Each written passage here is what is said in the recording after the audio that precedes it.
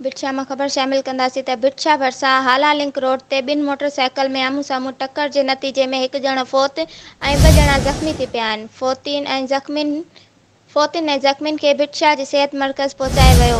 फ़ौत थियल 36 वर्षीय जे ख़ालिद हुसैन शाह वलिद गुलाम मोहम्मद शाह जो तालुक़ भाड़ौत सां आहे, जॾहिं त ज़ख़्मी थियल बिटशा वासी ख़ालिद हुसैन ऐं मोहम्मद नोमान राजपूत खे नाज़ुक हालत में हैदराबाद रेफर कयो वियो आहे। सैयद ख़ालिद हुसैन शाह जे ओचिते वफ़ात ते वारिसनि में ॾुख जी लहर छाइजी वई आहे।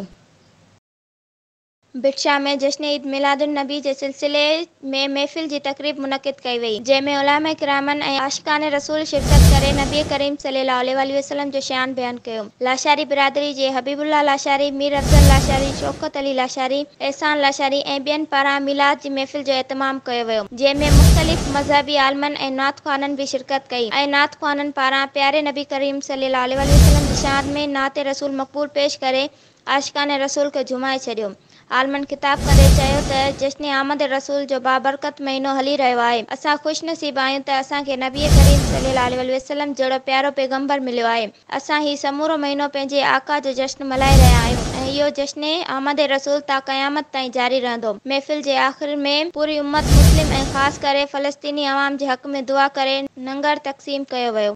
पिरियालो ऐं भरपासे में गैर मयारी ऐं नक़ली भाण जी विकिरे जी इतलाउनि ते AC Kingri Qamaruddin Rahpoto, deputy director agriculture Khairpur Rasool Bakhsh Khaskheli quality control team साण करे गाड़ी मोरी पेशवा कोट मीर मोहम्मद पिरियालो में ज़रिए भाण जे दुकाननि ऐं एजेंसियुनि ते छापा हणी गुदामनि में ज़ख़ीरो करे भाण सरकारी रेट ते विकिरो करण जो पाबंद बणाईंदे मुख़्तलिफ़ दुकाननि तां मुख़्तलिफ़ ब्रांड जे ज़रियनि भाण जा सैंपल वठी टेस्ट लाइ लेबार्टरी उमाणे छॾिया। इन मौक़े ते डिप्टी डायरेक्टर एग्रीकल्चर खैरपुर साफ़ियुनि सां ॻाल्हाईंदे चयो त ज़रिए भाण जी ब्लैक ते विकिरे ऐं गैर मयारी भाण जे विकिरे जी शिकायतुनि बाबति टीम समेत पहुची कार्रवाई कंदी।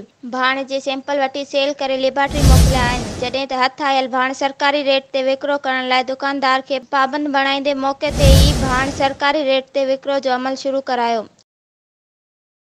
जैकमाबाद में ख़बर शामिल कंदासीं त एसएसपी जैकमाबाद आमिर अब्बास शाह शहर में अमन अमान के हवाले बाबति मुख़्तलिफ़ बाज़ारनि मार्केटनि जो दौरो करे जाइज़ो वरितो आहे। चैम्बर ऑफ कॉमर्स जे सदर मीर अहमद अली बिरोही, वाइस चेयरमैन सत्यापाल, सराफा बाज़ार सदर हाजी मोहम्मद यूसुफ मेमण, सीनियर नायब सदर रमेश लाल, हिंदू पंचायत जे सदर लालचंद सेतलानी, इलेक्ट्रॉनिक बाज़ार जे सदर श्रीचंद भावानी, लेबर यूनियन जे सदर शमसुद्दीन सूमरो ऐं ॿियनि एसएसपी सां मुलाक़ात करे खेनि अमन अमान बाबति सूरतहाल खां आगाह कयो।